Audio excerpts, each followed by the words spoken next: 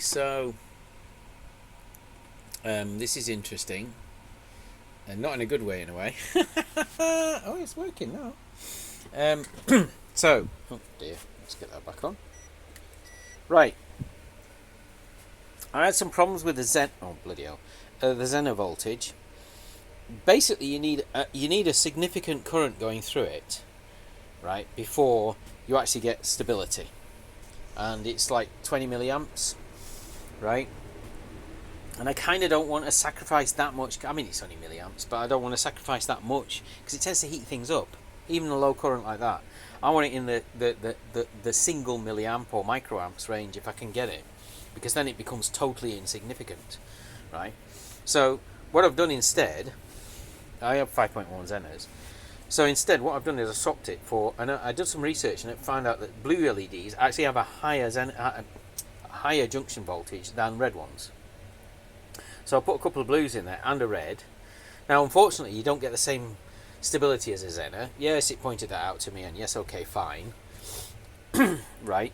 But what you can do then is put 10Ks in there, which means you're in the microamps range. Maybe a milliamp, you know. And currently it's registering 6.72. When I first metered it, it was 6.56, and that's what I put in the software. You can see it there, yeah? And so I'm subtracting 6.56, and also, because I got the two 10K... Put light on. Yeah, come on. Light on. Because I got those two 10Ks in there as a potential divider, that gives me... so this is subtracting that voltage there, 6.72, and then this is dividing by 2. You see, so you then get greater range, which you need because this will vary more. Because you're measuring... This one is measuring from this terminal here. This is the negative here. Okay. 1, 2, 3. And this is the positive, right? And so that's the connection there. And you're measuring, all the voltages are measured relative to the ground. Right? So if this one's flat, and this one's flat, and this one's flat, then the voltage will be low, like 3 volts-ish, each. So that's 9 volts, right? Let's say. Okay.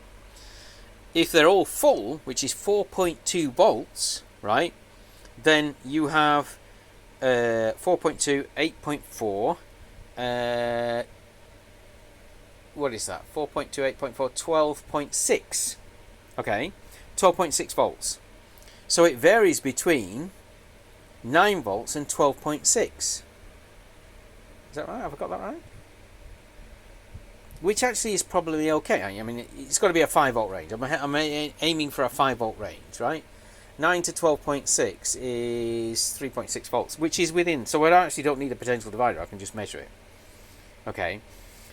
But because when you get to the higher voltage ranges, because of the fact that the step will change, right, you need more than a 5 volt range in order to detect the voltage. So that means you need a divider.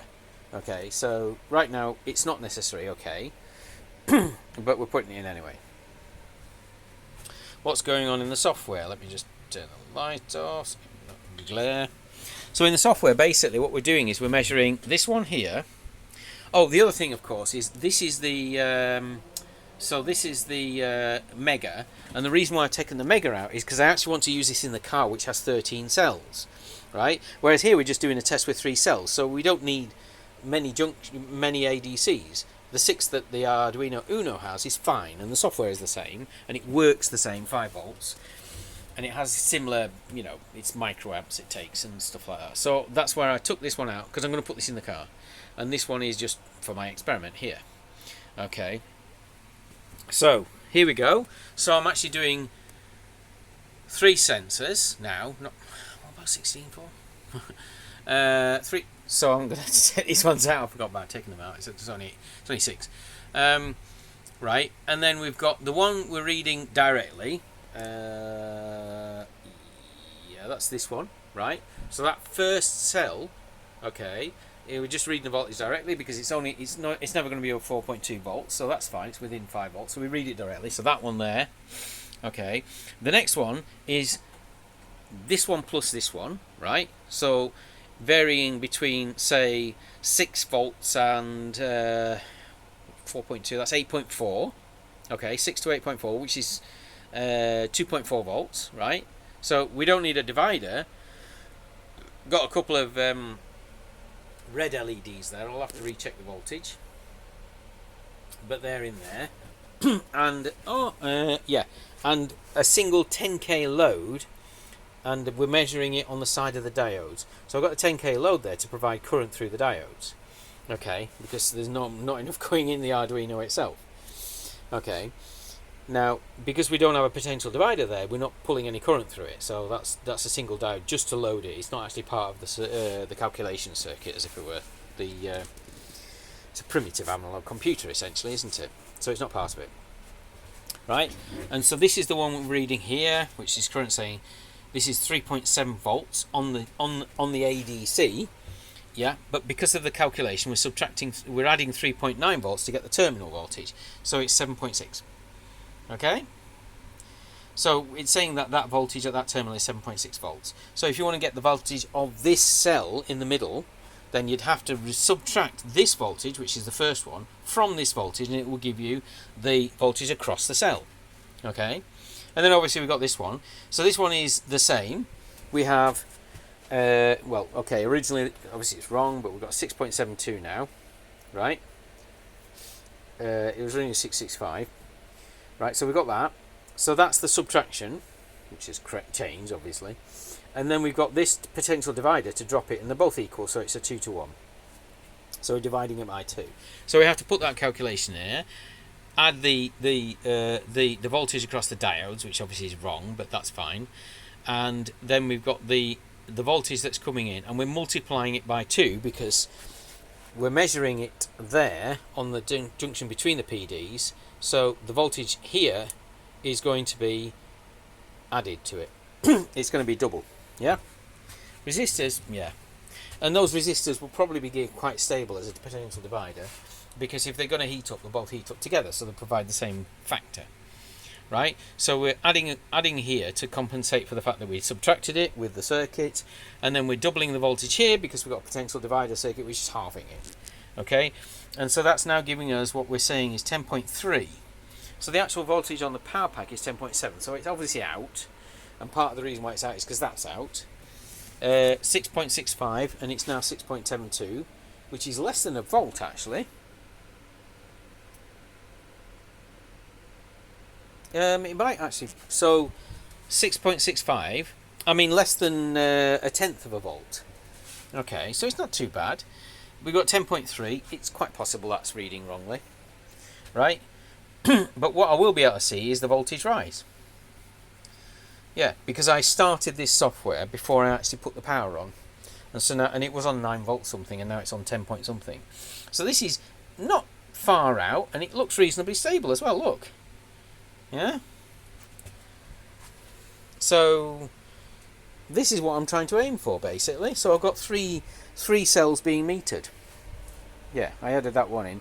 This thing here, the other thing, where's it gone? Damn it. This thing. So I cleaned it up a bit. This thing here, I'm not sure. Now, obviously, it'll give us an isolated supply, right? And these things essentially have a little current limiter in them to limit the current to the 600 milliamps, right? So I could actually connect that directly across a cell, right? And it would try and charge it, but it's going to make this, you know, the output's supposed to be 15 volts, and we're actually pulling it right down to 4 volts. So I think this will not not be happy at all.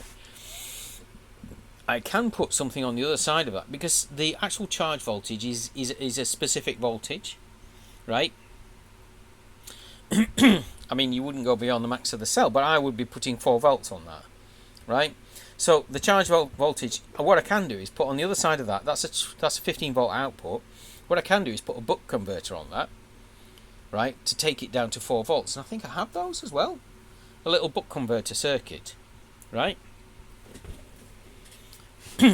Now, what you do, of course, this is the point of this, is that the input voltage is 9 point something, right? 9 volts, isn't it? I think it says 9 volts. I can't see it too well on this because I haven't got me the appropriate glasses on. looks like it. Yeah, there you go. Yeah, minimum voltage is 9 volts. What have we got now? Hey, let's turn that off. Look, 10. So we're above that, so we can actually power that.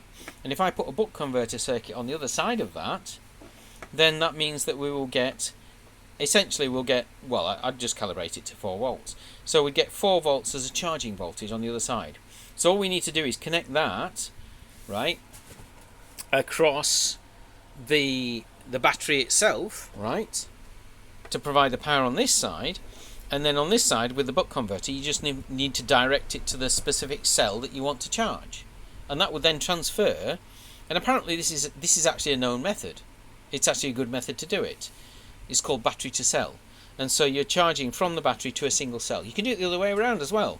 You can actually put the input voltage on this side as from a cell, and then have the output on this side charging the battery. So what you're doing then essentially is you're attempting to drain one by putting it into the rest of the battery. Yeah? And then there's the combination of the both, of course. So I don't know, maybe. Because I was thinking, how am I going to control the output of that? And of course I can just put a buck converter on it because it's fixed voltage. Okay. But the trick is, how am I going to actually switch between the cells that I want to actually do it with? So that's going to be interesting. Of course, what I can do is have one of these for each cell.